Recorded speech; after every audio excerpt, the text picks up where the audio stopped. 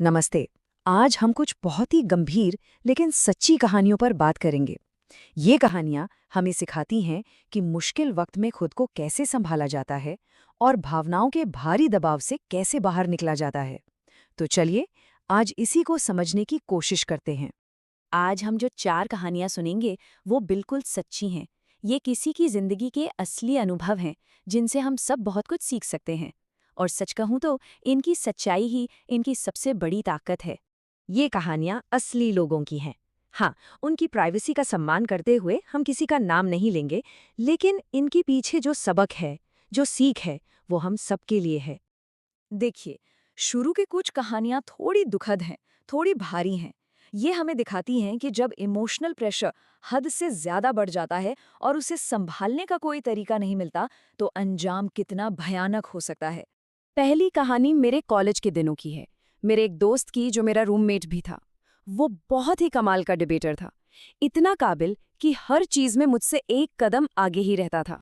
लेकिन बाहर से वो जितना परफेक्ट दिखता था, अंदर ही अंदर एक बहुत बड़े बोझ से जूझ रहा था।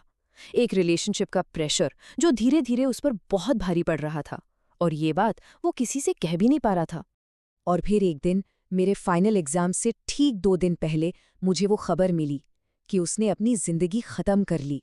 सोचिए, जो इंसान दूसरों को जीने का हौसला देता था, वो खुद जिंदगी से हार गया। इस पर यकीन करना आज भी बहुत मुश्किल लगता है। एक और कहानी 2 बहुत ही होनहार स्टूडेंट्स की है। उन्होंने अपने घर वालों के खिलाफ जाकर एक दूसरे से शादी कर ली। लेकिन समाज और परिवार का जो दबाव उन पर बना, वो उसे झेल नहीं पाए और आखिर में उस लड़की ने अपनी जान दे दी।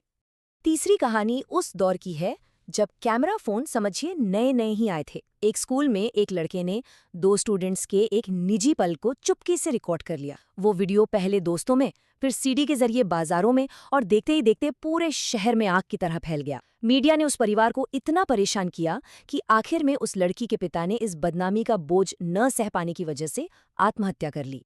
तो देखिए, अभी तक हमने उन कहानियों की बात की जहां लोगों ने अपनी जान दे दी। पर कुछ कहानियां ऐसी भी होती हैं जहां इंसान मरता तो नहीं, पर वो जीना छोड़ देता है। अतीत की जेल में कैद होकर रह जाता है। ये किस्सा मेरे ही एक स्टूडेंट का है। 25-26 की उम्र में उसका एक ब्रेकअप हुआ। बस एक बुरा एक्सपीरियंस। और उसने तय कर लिया कि दुनिया की हर लड़की धोखेबाज होती है। इसके बाद उसने कभी किसी को अपनी जिंदगी में आने का मौका ही नहीं दिया। और आज 40 की उम्र में वो बिल्कुल अकेला है, सिर्फ उस एक अतीत की वजह से। तो इन सारी कहानियों में एक बात कॉमन है, खुद को हैंडल न कर पाना।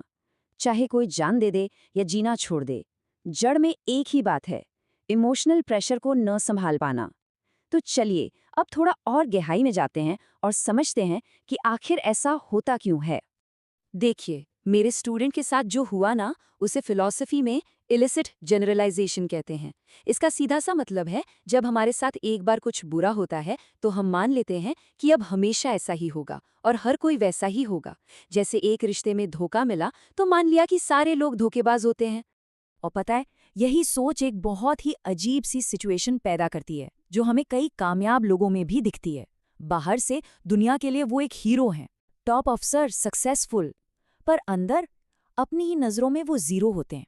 ऐसा इसलिए होता है क्योंकि वो अपनी किसी एक गलती या एक कमी को इतना बड़ा बना लेते हैं कि उन्हें अपनी बाकी सारी खूबियां दिखनी ही बंद हो जाती हैं। और जब ये फासला बहुत बढ़ जाता है तो जीना मुश्किल हो जाता है। और ये बात बिल्कुल सही है कि अगर आप खुद को नहीं संभाल सकते तो आप दुनिया को नहीं संभाल सकते। दुनिया को मैनेज करने से बहुत पहले हमें खुद को मैनेज करना सीखना पड़ता है। तो सवाल ये है कि इसका सल्यूशन क्या है? इन सब त्रासदियों से बचने का रास्ता क्या है? चलिए, आप बात करते हैं उस आखिरी और सबसे जरूरी सबक की। एक चीज सोचिए, हमें स्कूल कॉलेज में सब कुछ सिखाया जाता है, मैथ, साइंस, हिस्ट्री, पर सबसे जरूरी चीज कोई नहीं सिखाता। और वो है अपने इमोशंस को कैसे हैंडल करें। जब लगे कि सब कुछ खत्म हो रहा है, तब उस हालात से बाहर कैसे निकलें। तो इन सारी मुश्किलों का, सारे इमोशनल बोझ का एक बहुत ही सिंपल लेकिन सबसे पावरफुल सॉल्यूशन है, जाने देने की कला। देखिए, जाने देने का मतलब हार मानना नहीं होता। इसका मतलब होता है ये समझना कि कुछ चीज़ों को, कुछ यादों को पकड़े रहने में सिर्फ और सिर्फ दर्द है। ये आगे बढ़ने का एक फैसला है। और इसी बात को एक बहुत ही खूबसूरत शेर बहुत अच्छे से बयां करता है। वो अफसाना जिसे अंजाम तक लाना न हो मुमकिन, उसे एक खूबसूरत मोड़ देकर छोड़ना अच्छा।